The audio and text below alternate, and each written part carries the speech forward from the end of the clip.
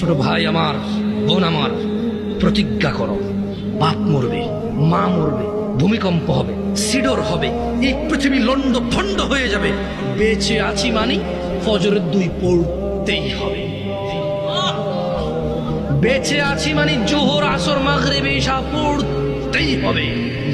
একটু আগে সিগারেট খেয়েছি, একটু পরে আজান হয়েছে, নামাজ পড়তে হবে।